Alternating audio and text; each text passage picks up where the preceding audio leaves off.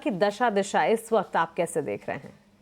तो मुझे लगता है दो चीजें हैं जो इंडिया के लिए थोड़ा फायदा है। इतना बड़ा कोई स्टोरी नहीं है कि आपको 20% रिटर्न मिलना चाहिए, but 10-15% return which is a good return in normal situation हो सकता है। सो फर्स्ट इसकी टैरिफ वॉर में अभी तक तो ये लगता है कि इंडिया एंड में पॉजिटिव इफेक्ट हो सकता है। बिकॉज पहले जब अप्रैल में नंबर्स आए थे तो इंडिया का भी काफी हाई टैरिफ था, 26। अब क्या है कि चाइना का आपको लगता है 10 है लेकिन 35 है, बिकॉज उनके ऊपर 25% फेंटेनिल टैरिफ भी है और पुराना भी 20 है, चलो उसको छोड़ो।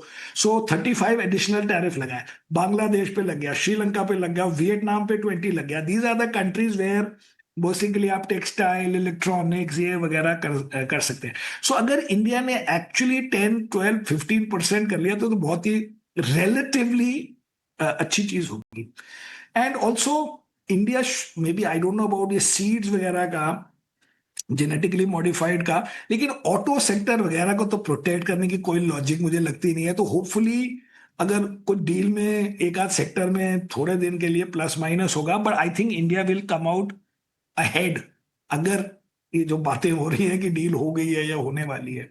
सेकेंड थिंग इज फ्लोज के रिलेटेड। सो फ्लोज में क्या है कि यूएस से लोग दुखी तो हैं, चाहे मार्केट ने काफी रिकवरी कर ली है इस साल, and you can see it everywhere कि जो फॉरेन इन्वेस्टर्स या ग्लोबल इन्वेस्टर्स या इवन यूएस इन्वेस्टर्स अब वो उतने पैसे यूएस में नहीं रखना चाहते या डालना चाहते जितने पहले थे। तो अभी क्या सिचुएशन है कि around 65 to 70% of world equity money is in US, और वो 2010 वगैरह से पहले 55% के करीब होता था। तो बिकॉज यूएस मार्केट ने बड़ा अच्छा किया है लास्ट 12-15 सालों में, तो वेट बढ़ बढ़ के 65-68% हो गया। एंड एवरीबडी यू कैन, आप आर्टिकल पे आर्टिकल पढ़ते जाओ, हमारे पोर्टफोलियो को देख लो, हमारे ग्लोबल पोर्टफोलियो को हमने 70% यूएस को 50 कर दिया है। अगर वो 2-3% भी वर्ल्ड ने कम किया यूएस, जो बड़ा ब्लेटेंट ट्रेंड लग रहा है बिकॉज इतना ज्यादा हो गया है, वो 3-4% जाएगा बाकी कंट्रीज में भी ज्यादा 35% वेट। तो आपके 10-12% तो खाली नॉट बीइंग इन यूएस से फ्लो बढ़ सकता है। एंड प्लस उनमें इंडिया की स्टोरी बड़ी अच्छी है वैसे। एक तो आप कहोगे कि टैरिफ बेनिफिशियरी, फ्लो तो हो गया, फिर अब मतलब फ्लो को जस्टिफाई करने के लिए फिर आप कहोगे कि inflation is in control, interest rates are low, the RBI and क्या कहते हैं सेबी वगैरह रेगुलेशन हटा रहे हैं, ईज कर रहे हैं, लिक्विडिटी पंप कर रहे हैं। लेकिन इन सब के बाद भी मुझे नहीं लगता कि बहुत ज्यादा रिटर्न बनना चाहिए, बिकॉज फिर आप कहोगे वैल्यूएशन हाई हो गई। इसलिए अभी के लिए, साल के लिए, आगे के लिए हम सोचते हैं हमें 10-12-15% मिल जाए बहुत खुशी है, और फिर हल्के हल्के we will go back to dreaming about 20% return. ठीक है, समीर सर जैसा निवेशक देखिए 12-15% के रिटर्न से हैप्पी है, खुश है। लोगों की उम्मीदें थोड़ी सी ज्यादा होती हैं और जहां पर थोड़ा ओवर ऑप्टिमिज्म होता है ना, निराशा फिर वहां पर होती है। आ, जी। एक और गुरु मंत्र बता देता हूँ जी कि मेरे बताइए। को ना, मैं तो 30 साल से कर रहा हूँ, तो हाँ। जब मैं कोई प्रेजेंटेशन करता हूँ तो कोई, अभी पुरानी बातें हैं, वो कहेगा मैंने तो ये ट्रेड किया था उसमें मेरे 30% बन गया, आप कह रहे हो कि 20 बनेंगे या 15 बनेंगे मार्केट में। तो करेक्ट। मैं कह ना, एक स्टॉक की बात नहीं हो रही है, हाँ। आप अपने पोर्टफोलियो का रिटर्न बताओ। हाँ। अच्छा, सेकेंड बात है, कई लोग जैसे आईपीओ लेते हैं, तो आईपीओ डबल हो गया, तो आपके हिसाब से उसने इक्विटी में डबल पैसे बनाए हैं इस मंथ ना, क्योंकि उसके पास 100 रुपए थे, उसको 1 रुपए के आईपीओ के शेयर मिले, हाँ। वो आईपीओ के शेयर 1 रुपए के डबल हो गए तो 2 रुपए हो गए। अब वो बोलेगा कि मैंने तो इक्विटी में इस महीने 100% रिटर्न बनाया है, और हम कहेंगे ना तेरे पास 100 रुपए थे अब 101 हो गए, तूने 1% रिटर्न बनाया है। So the point is, in aggregate we know nobody makes, हाँ। इन हम एग्रीगेट की बात करते हैं बिकॉज हमें तो जितने पैसे मिलेंगे उस पे कर रहे हैं। हम्म। लेकिन जो इंडिविजुअल सुनता है या सुनाता है या कहानियां सुनाता है या ट्विटर पे सुनाता है, वो अपने लास्ट ट्रेड भी सुनाता है। तो मैंने उसको बोला तेरे पास तो लीवर भी है, कहता है, कहते नहीं वो तो मेरे डैड ने लेके दिया था। हमने कहा ना, वो एनएवी में डाल, अपनी एनएवी में। तो ये है, एंड में इतने नहीं बनते हैं जितना लोग सोचते हैं। हाँ। 15-20 की range is a very very good range, but बीच बीच में स्पर्ट्स आते हैं जो अच्छे भी बन जाते हैं, बट करेक्ट घूम फिर करेक्ट। के ये range is a good return. बिल्कुल सही सर, 15-20% तो बहुत होते हैं, ये लोगों को समझने की जरूरत है। और उस फेज में जब आप देखिए कि एफडी के रिटर्न कितने हैं, 6%, करेक्ट, 6.5% करेक्ट। के आसपास है अब और वो टैक्स फॉलिंग है। एडवांटेज भी है इसमें। करेक्ट। एक चीज समीर सर आपसे और समझेंगे, बहुत सारे लोग ये कह रहे हैं कि एफआईज भारत में अभी इसलिए नहीं आ रहे फुल फोर्स से क्योंकि वैल्यूएशन थोड़े से हाई है। बट दुविधा यह है कि जो ग्रोइंग इकोनॉमी होगी, फिर उसमें वैल्यूएशन भी तो थोड़े शूट अप करेंगे। तो आपको लगता है कि भारत महंगा है या फिर उतनी कोई वैल्यूएशन वाले कंसर्न्स नहीं है अभी? नहीं नहीं, मुझे नहीं लगता कि बहुत बड़ा वैल्यूएशन का है, हो सकता है थोड़ा बहुत हो, बिकॉज बिग पिक्चर में अगर आप देखो कि लास्ट 10 years में इंडिया की अर्निंग्स ग्रोथ जितनी हुई है, मोटा माटी नियरली टू द 0.5%, उतना ही स्टॉक मार्केट मूव हुआ है। तो या तो आप कहो कि जिंदगी भर मोर एक्सपेंसिव है, तो आज भी मोर एक्सपेंसिव है, बट रिसेंट ज्यादा एक्सपेंसिव नहीं हुए। ये नहीं हुआ है कि क्योंकि आप सिंपल देखो ना, लास्ट 3 year का रिटर्न मार्केट का क्या है, 3 year का 10-11%, क्योंकि 22 बड़ा खराब था और इस साल भी फ्लैटिश है। 2 साल बीच में अच्छे थे, उसको आप 3 साल 3.5 साल करोगे, वो घूम फिर के 15-20% बन जाता है और उतनी अर्निंग ग्रोथ हुई है।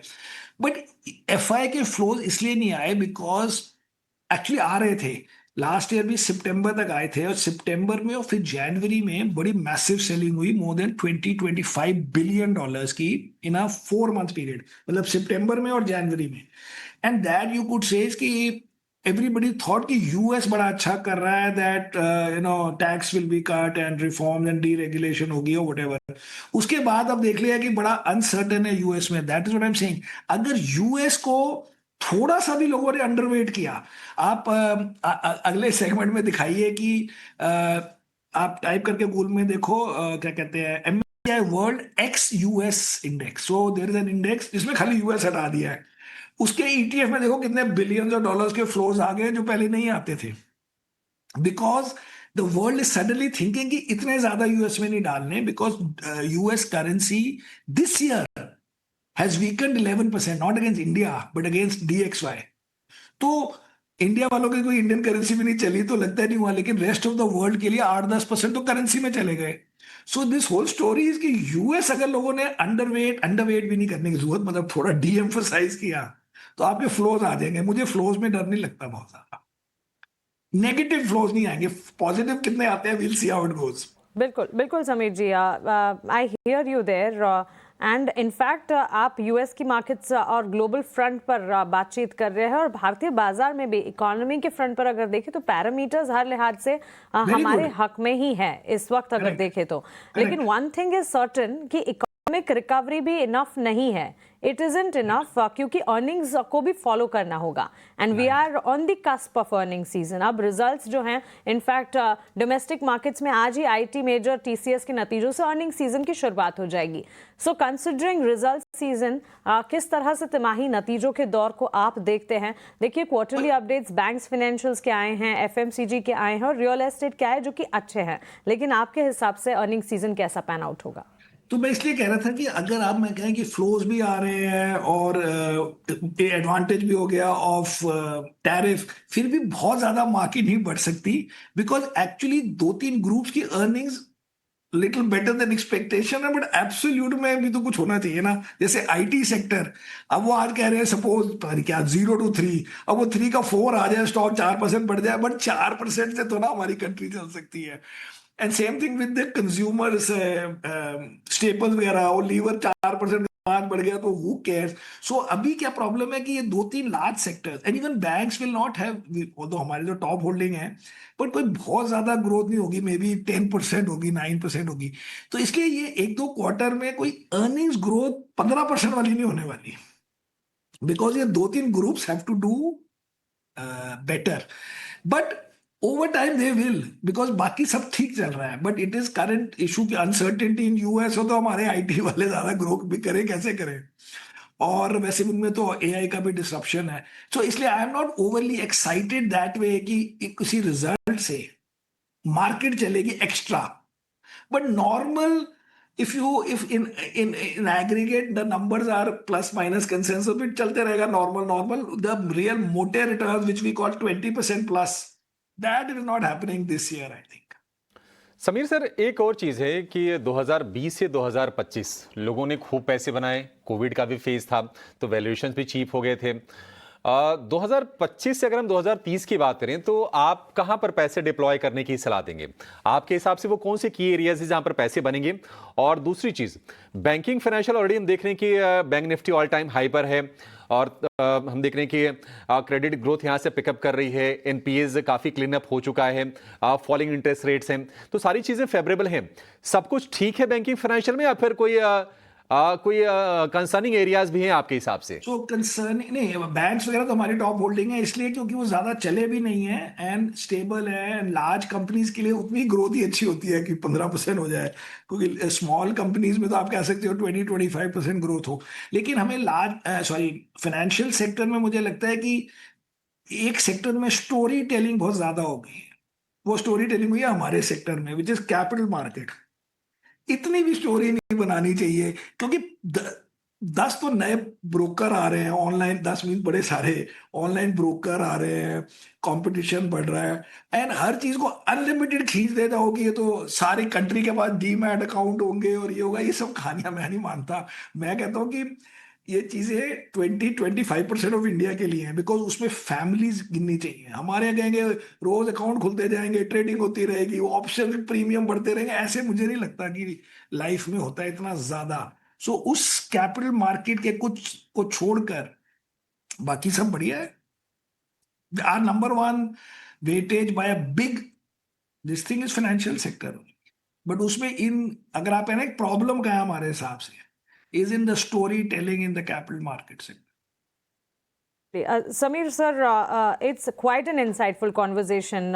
और एक आखिरी चीज़ आपसे मैं पूछना चाहूँगी, क्योंकि इन दिनों सेक्टोरल टर्निंग काफ़ी हद तक हो रही है and investors are going back to the basics. जैसे पीएसयूज की हम बात कर रहे हैं, मैन्युफैक्चरिंग थीम की इंपॉर्टेंस समझ रहे हैं, और हो भी क्यों ना, आत्मनिर्भर भारत को जिस तरह से सरकार बढ़ावा दे रही है, डिफेंस के प्लेयर्स को भी अब ज़्यादा प्रतिसाद मिल रहा है। हमारे माध्यम से आपको सुन रहे व्यूवर्स को किस तरह की एडवाइस देंगे पोर्टफोलियो बनाने के लिहाज से?